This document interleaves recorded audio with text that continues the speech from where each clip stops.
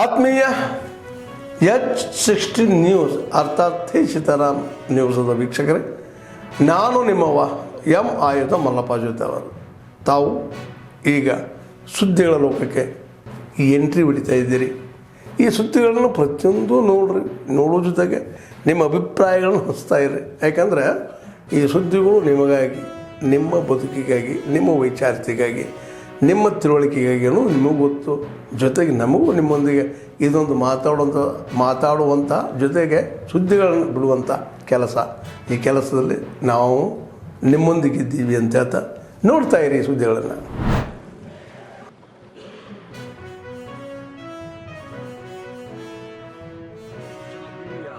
Along with the rules books of Rajya Sabha determine the Lakshman Rekha for parliamentary discourse. Every individual member's rights must be ensured, but within the Lakshman Rekha, as I mentioned, and I will always do my best to protect all your rightful claims. Honorable members, in this Amrit Kal, we are moving towards the goal of Viksit and Atmanirbhar Bharat. My appeal to all of you is that we all must work together to achieve the great ambitious goal of Viksit Bharat. Every day, every hour, every minute, every second of our time in the House should be used to strengthen our democracy by meaningful debates.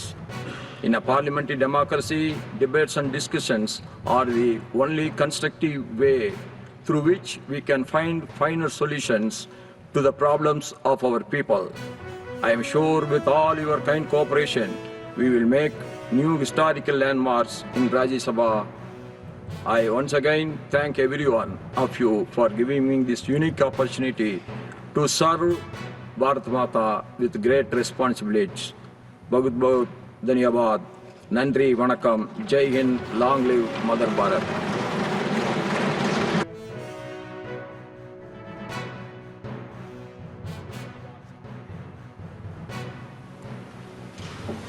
किसान परिवार से निकले और पूरा जीवन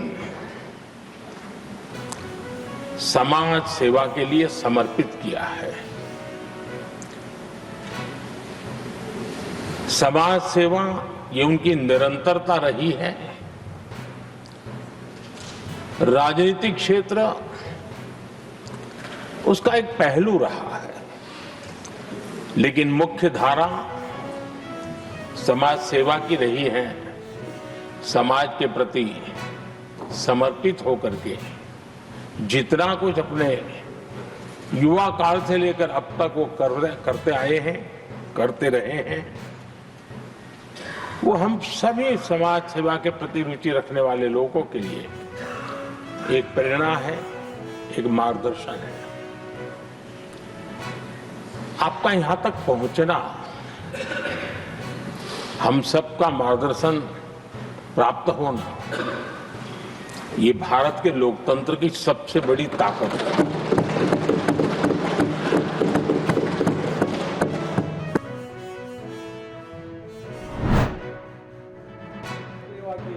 ಭಾಗವಹಿಸಿರ್ತಕ್ಕಂತಹ ನಮ್ಮ ಪ್ರೀತಿಯ ನೆಚ್ಚಿನ ವೈದ್ಯಾಧಿಕಾರಿಗಳಾದಂತಹ ಎಚ್ಚರಿಕೆಯನ್ನು ತಪ್ಪಿದ್ರೆ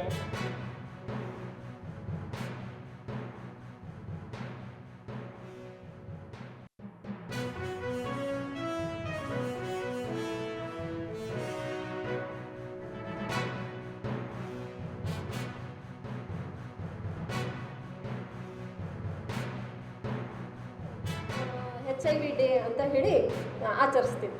ಮತ್ತು ಸ್ಟೂಡೆಂಟ್ಸ್ ಹತ್ರ ಯಾಕೆ ನಾನು ಬಂದು ಮಾತಾಡಬೇಕಾಗ್ತದೆ? ಇವತ್ತಿನ ಸ್ಟೂಡೆಂಟ್ಸು ನಾಳೆಯ ಪ್ರಜೆಗಳು, ಹೌದೋ ಇಲ್ವ? ನೀವೆಲ್ಲ ಸಣ್ಣವರು, ಹರಿಹರದವರು, ಟೀನೇಜರ್ಸು, ನೀವು ನಾಳೆ ನಮ್ಮ ದೇಶನ ನೋಡ್ಕೊಳ್ಳೋವಂಥವ್ರು. ಸೊ ನೀವು ನಮ್ಮ ದೇಶನ ಮುಂದುವರಿಸೋವಂಥವ್ರು, ಹಾಗೂ ಇದು ಚೆನ್ನಾಗೇ ನಡ್ಕೊಂಡು ಹೋಗ್ಬೇಕಲ್ಲ. ಅದಕ್ಕೆ ನೀವು ನಿಮಗೆ ಅವೇರ್ನೆಸ್ ಇರಬೇಕು. ಈ ರೋಗನ ಹೆಂಗೆ ತಡೆಗಟ್ಟಬೇಕು, ಇದು ಬರದೇ ಇದ್ದಂಗೆ ಹೆಂಗೆ ನೋಡ್ಕೋಬೇಕು ಅಂತ. ಅದಕ್ಕೋಸ್ಕರ ನಾವು ಈ ಪ್ರೋಗ್ರಾಮ್ ನಡೆಸ್ತಾ ಇದ್ದೀವಿ. ನಮಗೆ ಯಾವುದೇ ಕಾಯಿಲೆ ಆಗಲಿ ಮತ್ತೊಂದಾಗಲಿ ಬರೋ ಸಾಧ್ಯ ಇಲ್ಲ. ಆದರೆ ಆ ಪ್ರಿಕಾಷನರಿ ಅಂತ ನಾವು ವಹಿಸಲಿಲ್ಲ ಅಂತಂದರೆ ಖಂಡಿತವಾಗ್ಲೂ ಇಂಥ ಅವಾಂತರಗಳಿಗೆ ಕಾರಣ ಅಂತನ್ನೋದು ಆಗ್ತಾ ಇದ್ದಿರ್ತೇವೆ. ಹೀಗಾಗಿ ಸರಿ ನಿಮ್ಗೆ HIV ಬಂದಿದೆ, ಏಡ್ಸ್ ಬಂದಿದೆ ಅಂತಂದರೆ ಆದಷ್ಟು ಈ ರೀತಿಯ ಒಂದು ಮುನ್ನೆಚ್ಚರಿಕೆ ಅಂತನ್ನೋದು ವಹಿಸಬೇಕು.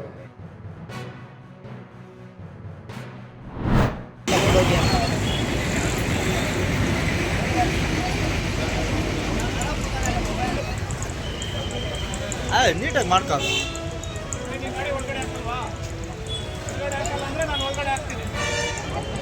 ಬಸ್ಗೆ ಅಂತೇಳಿ ಅಷ್ಟು ಅದರಲ್ಲೇ ನೀಟಾಗ್ತದ ಅಷ್ಟೇ ಎಲ್ಲ ತಗೋ.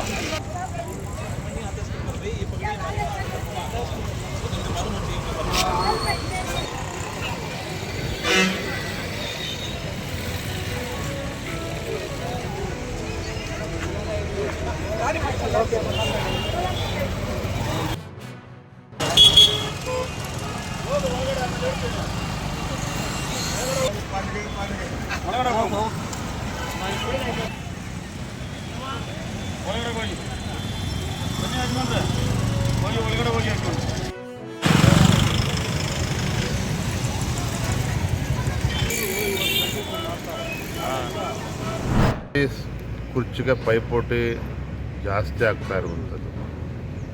ನನಗಿರೋ ಮಾಹಿತಿ ಪ್ರಕಾರ ಆಡಳಿತ ಪಕ್ಷದಲ್ಲಿ 7-8 ಜನ ಹಿರಿಯ ಶಾಸಕರುಗಳು ಅಥವಾ ಮಂತ್ರಿಗಳು ಹೇಗಾದರೂ ಮಾಡಿ ತಾವು ಮುಖ್ಯಮಂತ್ರಿ ಆಗಬೇಕು ಅನ್ನುವ ಪೈಪೋಟಿಲಿ ಈಗಾಗಲೇ ಇಳಿದಿದ್ದಾರೆ.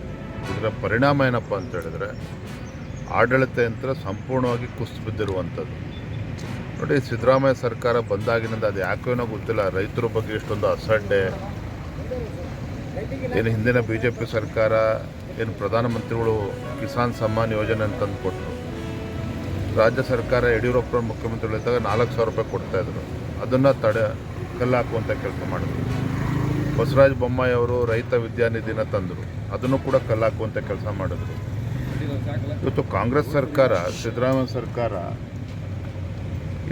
ಒಂದು ರೀತಿ ರೈತರ ಪರವಾಗಿ ಯಾವುದೇ ಒಂದು ಚಿಂತನೆಯನ್ನು ಮಾಡ್ದೇನೆ, ರೈತರ ಪರವಾಗಿ ಯಾವುದೇ ಒಂದು ಯೋಜನೆಯನ್ನು ಕೊಡ್ದೇನೆ, ರೈತರ ಸಂಕಷ್ಟಕ್ಕೆ ಸ್ಪಂದನೆ ಮಾಡದೇ ಇರ್ತಕ್ಕಂಥ ದುರ್ದೈವ. ಅತಿವೃಷ್ಟಿ ಸಂದರ್ಭದಲ್ಲೂ ಸಹ ಯಾವುದೇ ಸಚಿವರಾಗಲಿ ಯಾರೂ ಕೂಡ ಅಲ್ಲಿ ಪ್ರವಾಸ ಮಾಡಲಿಲ್ಲ.